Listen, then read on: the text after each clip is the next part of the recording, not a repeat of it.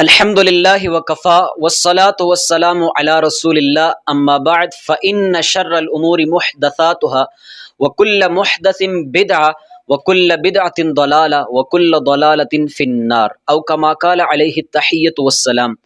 محترم سامعین کرام، آج ایک مرتبہ پھر آپ کے سامنے کچھ معروضات پیش کرنے کی سعادت حاصل کروں گا۔ آج کا جو ہمارا موضوع سخن ہے وہ ہے سر سید احمد خان کی شخصیت کے عقائد کے حوالے سے، نظریات کے حوالے سے۔ ہمارے ہاں جو اسکول کے سلیبس کے اندر اور دیگر پلیٹ فارم کے اندر جو اس شخصیت کا تعارف اور جو پہلو بیان کیا جاتا ہے وہ یہی ہے کہ ایک مثبت پہلو بیان کیا جاتا ہے، لیکن تصویر کا جو دوسرا رخ ہے اس سے پردہ ہٹانے والے بہت کم ہے۔ تو آج اس حوالے سے بات کریں گے، لیکن یہاں پر میں ایک اعتراض کا اور ایک سوال کا جواب بھی دینا چاہوں گا کہ لوگ سمجھتے ہیں کہ ہم جو ہے کبھی کسی پر رد کرتے ہیں، کبھی کسی پر تنقید کرتے ہیں، تو کبھی کسی پر کرتے ہیں، تو یہ تو کام جو ہے یہ کوئی سمجھ میں آنے والا نہیں ہے۔ ایسا نہیں ہونا چاہیے، بلکہ جو ہے اپنے کام سے کام رکھنا چاہیے۔ تو اس کا جواب یہ ہے کہ ہمارا کسی سے بھی ذاتی کوئی جھگڑا نہیں ہے، کوئی مسئلہ ہمارا کسی سے، نہ کسی سے پلاٹ کا رولا ہے نہ کسی سے پلیٹ کا رولا ہے۔ مسئلہ سارا یہ ہے کہ جو بندہ قرآن و سنت کی تعلیمات کو نظر انداز کرے گا اور اس سے ٹکر لینے کی کوشش کرے گا تو وہ پاش پاش ہو جائے گا۔ میں اپنے آپ کو عالم تو نہیں کہتا، لیکن کم از کم اتنا ضرور ہے کہ علماء سے ایک نسبت ہے اور ایک تعلق ہے جس کی بنیاد پر اپنی یہ ذمہ داری سمجھتے ہیں کہ عوام کے سامنے اس طرح کے حقائق کو لازمی طور پر بیان کیا جائے۔ تو آج کا ٹاپک جو ہے شروع کرتے ہیں۔ سب سے پہلے بات یہ ہے کہ اس شخصیت کو ہماری کتابوں کے اندر کتنا گھسایا گیا ہے، اور بدقسمتی سے اس مسلمانوں کا لیڈر بھی تصور کیا جا رہا ہے۔ بالخصوص جب یہ نوٹ پر اس بابا کی تصویر آئی تو لوگوں نے سمجھا کہ واقعی یہ قوم کا ہیرو ہے۔ ظاہر سی بات ہے، جس کی تصویر بابا قائد اعظم کے ساتھ آ گئی، علامہ اقبال کے ساتھ آ گئی ایک نوٹ پر، پاکستان کی کرنسی کے اوپر، تو لوگ واقعی سمجھنے لگے کہ یہ کوئی چیز ہے، اور دینی اعتبار سے بھی سمجھا جاتا ہے کہ بڑا کام کیا ہے۔ میرے پاس مطالعہ پاکستان کی کتاب ہے، کلاس 9 میں جو پڑھائی جاتی ہے، اس کے اندر جو ہے سر سید احمد خان کا تذکرہ ہے کہ مسلمانوں اور حکومت کے درمیان، انگریزوں کے درمیان جو ہے انہوں نے اعتماد بحال کیا۔ پھر یہ لکھا ہوا ہے کہ مسلمانوں کو سیاست سے روکا۔ پھر آگے لکھا ہے کہ اسکول کے اندر جو انہوں نے ایک اسکول بنایا اور پھر جو ہے وہ علی گڑھ یونیورسٹی بن گئی۔ یہ ان کی خدمات کے طور پر ان کا ذکر اس کے اندر موجود ہے۔ اسی طرح یہ میرے پاس کلاس 8 کی جو کتاب ہے تاریخ، اس کے اندر بھی اس کا ذکر موجود ہے، اس شخصیت کا، اور پورا ایک باب باندھا ہوا انہوں نے، ہر اعتبار سے انہوں نے گفتگو کی ہے، تعلیمی اعتبار سے بھی اور مذہب کے اعتبار سے بھی۔ لیکن میں جو اس کتاب کے اندر پڑھ رہا تھا وہ آپ کو سنانے لگا ہوں۔ کہتے ہیں کہ سر سید احمد خان کی بھرپور کوشش رہی کہ ہندو اور مسلمانوں میں باہم اتحاد ہو اور دونوں قومیں مل کر بر صغیر کی ترقی کے لیے آگے بڑھیں، مگر ہندو کی تنگ نظری، خود غرضی اور مسلم دشمنی کی وجہ سے آپ ہندو مسلم دوستی کے مشن میں کامیاب نہ ہو سکے۔ یعنی یہ حضرت صاحب چاہتے تھے کہ مسلمان اور ہندو آپس میں ایک قوم ہے اور ان کی دوستی ہونی چاہیے، لیکن خدا کے فضل سے یہ کامیاب نہ ہو سکے۔ اب ناظرین، یہ وہی مشن ہے جو مسٹر گاندھی کا مشن تھا، جو اس کا نظریہ تھا، کہ جو اس نے قائد اعظم کو بھی پیش کیا اور بڑی کوشش کی کہ وہ اس پر ایگری ہو جائیں، لیکن اللہ کے فضل سے قائد اعظم محمد علی جناح نے فی الفور اس کو ریجیکٹ کر دیا تھا۔ اب یہ کلاس 9 کی جو میرے پاس کتاب ہے، اس کتاب کے اندر جو ہے لکھا ہوا ہے کہ سر سید احمد خان کے بے شمار احسانات ہیں جو ہماری قوم پر اس نے کیے ہیں۔ کہتے ہیں ایک بڑے مصلح اور معمار قوم ہونے کے علاوہ اعلیٰ درجے کے مصنف بھی تھے۔ آگے چل کر لکھتے ہیں ان کی اہم تصانیف میں آثار و سنادید، رسالہ اسباب بغاوت ہند، تبیین الکلام، خطبات احمدیہ اور تفسیر قرآن شامل ہے۔ اب یہ ذکر کرنے کی کیا حاجت تھی کہ یہ تفسیر قرآن جو خاص کر جس کی بات اور خطبات احمدیہ کی جو زہر اس کے اندر اگلا ہوا ہے، ناظرین میں آپ کو پیش کروں گا آگے چل کر۔ اب اس کتاب کے اندر تو انہوں نے مذہب کو بھی شامل کیا ہوا ہے کہ دین کی بڑی خدمت کی ہے، اور پچھلی کتاب کے اندر میں نے آپ کو بیان کیا کہ اس نے ایک سکول بنایا، پھر وہ یونیورسٹی بن گئی۔ اگر اس کی بات کی جائے اور اس حوالے سے اس کو لیڈر تسلیم کیا جائے، ہیرو مانا جائے اور بڑا کارنامہ سر انجام دینے والا قرار دیا جائے، تو خدا کے بندو، کیا آپ نے حدیث نہیں سنی بخاری شریف کی کہ اللہ کے نبی علیہ الصلوۃ والسلام نے ارشاد فرمایا وَإِنَّ اللَّهَ لَيُؤَيِّدُ هَذَا الدِّينَ بِالرَّجُلِ الْفَاجِرِ، کہ اگر اللہ اس دین کا کام لینا چاہے تو کسی فاجر اور کافر آدمی سے بھی لے سکتا ہے دین کا کام۔ جناب یہ تو پھر دنیا رہ گئی ہے، دین کا کام بھی اگر اللہ لینا چاہے تو کسی کافر سے لے سکتا ہے، یہ تو پھر دنیا ہے۔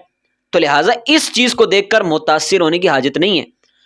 اصل جو میرٹ ہے وہ ہے ایمان، وہ ہے عقیدہ، وہ ہے لوگوں کو وہ کس چیز کی تعلیم دے رہا ہے۔ باقی دین کی کوئی خدمت انہوں نے کوئی نہیں کی ہے۔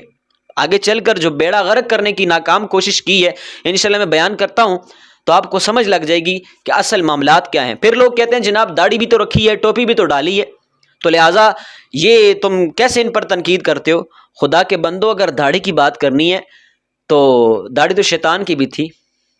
اب بتائیے، یہ چیزیں میرٹ نہیں ہے اصل میں میرٹ عقیدہ ہے، اصل میں میرٹ جو ہے اصول کو ماننا ہے، جو یہ تحریف جن میں انہوں نے کر دی ہے۔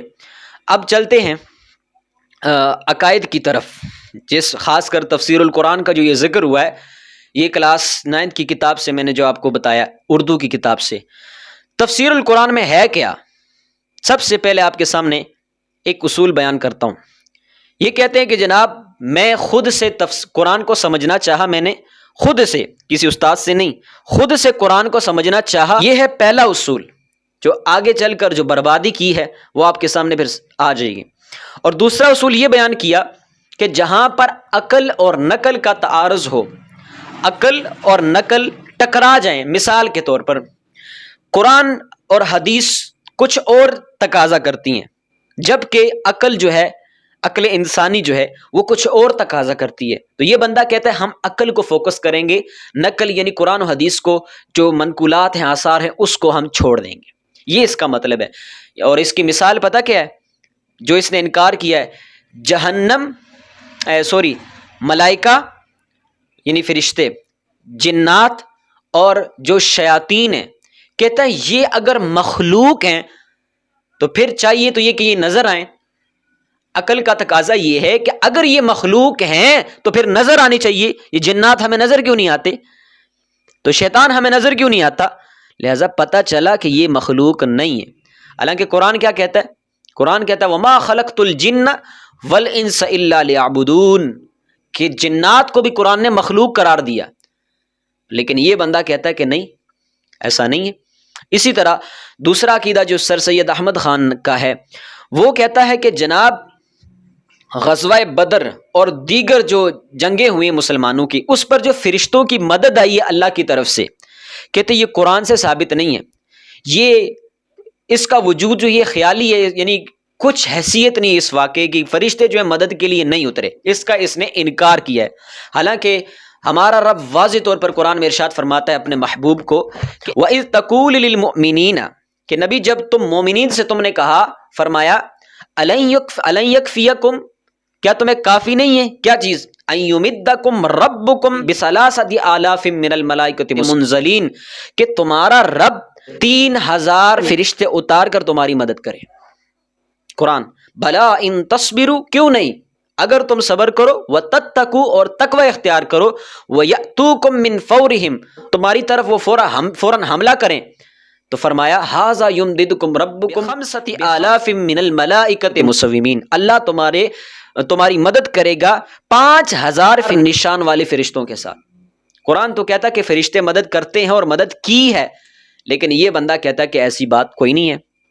اسی طرح قیامت کے اندر خدا تعالیٰ کو دیکھا جائے گا، یہ اللہ تعالیٰ کی طرف سے سب سے بڑا انعام ہوگا، اور سب سے بڑا جو وعدہ اللہ تعالیٰ کا ہے مسلمانوں کے ساتھ وہ یہی ہے کہ اللہ تعالیٰ اپنا دیدار کرائے گا۔ یہ مسلمانوں کا اہل سنت کا عقیدہ ہے۔ لیکن یہ بندہ کہتا ہے کہ خدا تعالیٰ کو نہ دل کی آنکھ سے دیکھا جا سکتا ہے، اور قیامت میں بھی جو ہے نہ سر کی آنکھ سے دیکھا جا سکتا ہے، یہ ایسا نہیں ہے۔ یہ اس کا عقیدہ ہے. جبکہ میرا اور تیرا رب قرآن کے اندر ارشاد فرماتا ہے الی رب وجوہ یومئذ ناظرہ، اس دن کچھ چہرے جو ہیں تار و تازہ ہوں گے، اور پھر الی ربہا ناظرہ، اپنے رب کو دیکھ رہے ہوں گے. قرآن کا فیصلہ. اور حدیثوں کے اندر بھی آیا، واضح طور پر آیا کہ اللہ تعالیٰ جو ہے دیدار کروائے گا. اسی طرح اس بندے کا جو ایک بدعتی عقیدہ ہے وہ ہے کہ حضرت موسیٰ علیہ السلام کے لیے دریا کا رستہ چھوڑنا، جب حضرت موسیٰ علیہ السلام نے لاٹھی ماری تو درمیان میں سے پانی جو ہے یہ سمندر پھٹ گیا، رستہ اس نے چھوڑ دیا. یہ بندہ کہتا ہے کہ واٹر کیپ اٹ سرفیس، پانی تو اپنی سطح برقرار رکھتا ہے. یہ کیسے ہو سکتا ہے کہ آپ لاٹھی ماریں اور پانی پھٹ جائے، درمیان میں سے رستہ جو ہے وہ چھوڑ دیں؟ لہٰذا ایسی کوئی بات نہیں ہے. اصل مسئلہ یہ ہے کہ پانی جو ہے پہلے سے اس نے رستہ چھوڑ دیا تھا اور حضرت موسیٰ علیہ السلام گزر گئے، اور جب فرعون کی باری آئی تو اس وقت جو ہے پانی رستہ اس نے نہیں چھوڑا تھا، پانی بہہ رہا تھا اپنی روٹین کے ساتھ، اور اس لیے فرعون جو ہے غرق ہو گیا. یہ ہے اس کا نظریہ. ایک بچہ بھی اس کا رد کر سکتا ہے. قرآن کہتا ہے فن فلق البحر، دریا پھٹ گیا تھا، اور یہ کہتا ہے نہیں، ایسی کوئی بات ہی نہیں. اسی طرح حضرت عیسیٰ علیہ السلام بغیر باپ کے پیدا ہوئے، سارے مسلمانوں کا عقیدہ ہے، قرآن و سنت سے ثابت ہے. اللہ تعالیٰ کا اس پر فرمان بھی موجود ہے. یہ کہتا ہے کہ قرآن حضرت عیسیٰ علیہ السلام بغیر باپ کے پیدا ہوئے، ایسی کوئی بات نہیں ہے، اس طرح کا تصور نہیں ہے. جبکہ قرآن کے اندر اللہ تعالیٰ ارشاد فرماتا ہے کہ ان مثل عیسیٰ عند اللہ کمثل آدم، بے شک اللہ کے ہاں عیسیٰ کی مثال آدم کی طرح ہے. خلقہ من تراب ثم قال له کن فیکون، اللہ نے اس کو پیدا فرمایا مٹی سے، پھر فرمایا ہو جا تو وہ ہو گیا. باپ کے بغیر اللہ تعالیٰ نے پیدا فرمایا، لیکن یہ بندہ کہتا ہے کہ ایسی کوئی بات ہی نہیں ہے. پھر اس مردوں کے بارے میں، یعنی حضرت عیسیٰ علیہ السلام نے جو مردوں کو زندہ کیا، مادرزاد اندھوں کو شفا دینا، یہ ان کے معجزات میں سے ہے، اور مٹی سے پرندے بنانا، یہ اس کے بارے میں کہتا ہے کہ جس طرح بچپن میں بچے مٹی سے پرندے بناتے ہیں اور وہ سمجھتے ہیں کہ اب ہم اس میں روح ڈالیں گے اور اب یہ زندہ ہو جائیں گے، تو کہتے ہیں حضرت عیسیٰ نے بھی بچپن میں ایسا سمجھا ہوگا، یہ تصور کیا ہوگا. لہٰذا ان معجزات کی کوئی حقیقت نہیں ہے، اس کا یہ انکار کرتا ہے. جبکہ میرا اور تمہارا رب قرآن کے اندر ارشاد فرماتا ہے کہ حضرت عیسیٰ کا قول ہے اور حضرت عیسیٰ کا جو ہے کارنامہ، وہ خود اپنا بیان کرتے ہیں معجزے کو. فرماتے ہیں انی اخلق لکم من الطین کہیئۃ الطیر، کہ میں تمہارے لیے ایک مورت مٹی کا بناؤں گا، پھر اس میں پھونکوں گا، اور پھر اس میں کیا ہوگا، فانفخ فیہ فیکون طیرا باذن اللہ، پھونکوں گا تو وہ اللہ کے حکم سے پرندہ بن جائے گا. وابرئ الاکمہ، اور مادر ذات اندھوں کو شفا دوں گا. والابرص، اور برس یعنی جو سفید داغ والے بیمار ہیں ان کو بھی شفا دوں گا. دیکھو واحیی الموتى باذن اللہ، اور اللہ کے حکم سے مردوں کو زندہ کروں گا. یہ قرآن کے اندر موجود ہے، اور غالباً 3-4 جگہ پر یہ موجود ہے کم از کم. اسی طرح حضرت موسیٰ علیہ السلام کا جو عصا لاٹھی تھی وہ سانپ بن گیا. یہ سارے مسلمانوں کا عقیدہ ہے، قرآن سے ثابت ہے. یہ بندہ کہتا ہے کہ ایسی بھی کوئی بات نہیں ہے، یہ ایک خیالی بات ہے اور ایک تصور ہے، حقیقت کا اس سے کوئی تعلق نہیں. جبکہ قرآن کے اندر اللہ تعالیٰ ارشاد فرماتا ہے فَأَلْقَىٰ عَصَاهُ فَإِذَا هِيَ ثُعْبَانٌ مُبِينٌ، کہ حضرت موسیٰ نے لاٹھی ڈالی تو وہ نتیجتاً اژدہا بن گیا، بہت بڑا سانپ بن گیا، قرآن کہتا ہے. اسی طرح دوزخ اور جنت کے بارے میں سارے مسلمانوں کا عقیدہ یہ ہے کہ جنت کو بھی اللہ تعالیٰ نے پیدا کر دیا، دوزخ کو بھی پیدا کر دیا، یہ وجود میں آ گئے ہیں. یہ بندہ کہتا ہے کہ ان کا وجود نہیں ہے، اللہ نے جنت پیدا کی ہے، دوزخ پیدا کی ہے، ایسی کوئی بات نہیں ہے. یہ بس صرف ایک حربہ ہے اللہ تعالیٰ کا مسلمانوں کو نیکی کی طرف لانے کے لیے، حقیقت کا اس سے کوئی تعلق نہیں. جبکہ میرا اور تمہارا رب قرآن میں ارشاد فرماتا ہے وَتِلْكَ الْجَنَّةُ الَّتِي أُورِثْتُمُوهَا بِمَا كُنْتُمْ تَعْمَلُونَ، یہ وہ جنت کہ جس کے تم وارث بنے اس سبب سے جو تم اعمال کیا کرتے تھے. اللہ نے وارث بنا دیا جنت کا، اور یہ کہتا ہے کہ جنت جو ہے پیدا ہی نہیں ہوئی، ہے ہی نہیں ہے، اس کا حقیقت سے کوئی تعلق ہی نہیں ہے. اسی طرح جہنم کے بارے میں فرمایا اللہ تعالیٰ نے هَذِهِ جَهَنَّمُ الَّتِي كُنْتُمْ تُوعَدُونَ، یہ وہ جہنم ہے جس کا تم سے وعدہ کیا جاتا تھا. یہ مجرموں سے اللہ تعالیٰ فرمائے گا. اسی طرح واقع معراج کے بارے میں جو اس کا ایک بدعتی نظریہ ہے وہ یہ ہے، کہتا ہے کہ واقعہ معراج جو ہے یہ خواب نبی علیہ الصلوۃ والسلام نے بس دیکھا تھا، باقی یہ کہ جسم کے ساتھ نبی علیہ الصلوۃ والسلام معراج کی سیر انہوں نے کی ہو، ایسی کوئی بات نہیں ہے، بس یہ تو صرف ایک خواب تھا۔ حالانکہ قرآن میں اللہ تعالی ارشاد فرماتا ہے ما زاغ البصر وما طغى، کہ اللہ کے نبی نے اپنے رب کو دیکھا ہے اور نہ آنکھ پھری نہ حد سے آگے بڑھی۔ علامہ اسماعیل حقی فرماتے ہیں یہ جو زیغ ما زاغ البصر، بصر کی صفت بنی ہے زاغ، کہتے ہیں یہ جو بصر کو اس کے ساتھ موصوف کیا اس بات کا تقاضا کرتا ہے کہ یہ جاگتی حالت میں ہو، ورنہ اگر خواب میں ہوتا تو پھر انکار کیسے کیا جا سکتا تھا، اس کا تو کوئی انکار ہی نہیں کرتا تھا، لہٰذا یہ خواب نہیں، یہ بیداری کی حالت میں ایسا ہوا تھا۔ اور پھر کہتے ہیں کہ خواب والے جو کہتے ہیں نا خواب میں ہوا، اس پر تو کوئی قرینہ ہی نہیں ہے، تو لہٰذا یہ خواب کی باتیں نہیں، یہ جسمانی طور پر اللہ تعالیٰ نے ہمارے نبی کو معراج کی سیر کروائی تھی۔ اسی طرح کعبہ کی طرف منہ کر کے نماز پڑھنا، کہتے یہ اسلام کا اصل حکم نہیں ہے، اس بندے کا یہ نظریہ ہے، حالانکہ قرآن کہتا ہے فَوَلِّ وَجْهَكَ شَطْرَ الْمَسْجِدِ الْحَرَامِ، مسجد حرام کی طرف اپنا چہرہ کرو، نماز پڑھو اس کی طرف دیکھ۔ اسی طرح اس بندے کا یہ بھی نظریہ ہے کہ قرآن کے اندر ناسخ و منسوخ نہیں ہے، مطلب یہ ہے کہ قرآن کے اندر کچھ احکام ایسے ہیں کہ جو پہلے شریعت کے اندر تھے، بعد میں آیتیں آ گئیں، حکم آ گیا، دلیل آ گئی، وہ منسوخ ہو گئی۔ مثال آپ لے لیں، شراب تھی پہلے حلال تھی، صحابہ کرام پیا کرتے تھے، حدیثوں کے اندر آیا، لیکن بعد میں حرام ہو گئی ہے۔ یہ بندہ کہتا ہے کہ قرآن کے اندر ناسخ و منسوخ کا تصور ہی نہیں ہے، حالانکہ قرآن میں اللہ تعالیٰ خود فرماتا ہے مَا نَنسَخْ مِنْ آیَةٍ أَوْ نُنْسِهَا نَأْتِ بِخَيْرٍ مِنْهَا أَوْ مِثْلِهَا، ہم کوئی آیت منسوخ کریں یا لوگوں کو وہ بلا دیں تو اس کی جگہ اس سے بہتر لے آتے ہیں یا اس کی مثل لے آتے ہیں۔ قرآن کے اندر واضح طور پر ناسخ و منسوخ کا کنسیپٹ موجود ہے، لیکن یہ بندہ کہتا ہے کہ ایسی بات نہیں ہے۔ اسی طرح امام مہدی کے بارے میں سارے مسلمانوں کا عقیدہ یہ ہے کہ امام مہدی جو ہے قیامت کے قریب آئیں گے، ان کا ظہور ہوگا، لیکن یہ بندہ کہتا ہے کہ یہ ایسی کوئی بات نہیں ہے، جبکہ حدیث اگر آپ کھول کر دیکھیں نا تو 250 کے قریب حدیث ہے صرف اس بات پر کہ حضرت امام مہدی کا ظہور ہونا ہے اور وہ حضور کے اہل بیت میں سے ہوں گے، اس پر حدیث موجود ہے۔ اور نبی علیہ الصلوۃ والسلام کی جو ہے، آپ علیہ الصلوۃ والسلام نے ارشاد فرمایا امام مہدی ہم میں سے ہوں گے، اللہ تعالیٰ ایک رات کے اندر ان کو خلافت کی صلاحیت عطا فرمائے گا، یہ اللہ کے نبی علیہ السلام کی حدیث موجود ہے۔ تو آپ نے یہ شارٹ سی وقت کے اندر آپ کے سامنے یہ میں نے بیان کیا ہے۔ لوگ کہتے ہیں جی آپ حسن ظن کر لیں، ان کو پتہ نہیں ہوگا اس شخصیت کے بارے میں تو کتابوں میں ڈال دیا ہوگا۔ خدا کے بندوں میں کیسے حسن ظن ان پر کیا جا سکتا ہے؟ یہ آپ کتاب مطالعہ پاکستان کی، اب اس کے اندر اسی سر سید احمد خان جو ہے اس کے اوپر کیا لکھا ہوا، کہتے ہیں کہ 1831 میں سید احمد شہید اور ان کے رفیق خاص سید اسماعیل شہید بالا کوڑ میں سکھوں کا مقابلہ کرتے ہوئے شہید ہو گئے۔ یہ پتہ کون ہے سید اسماعیل شہید؟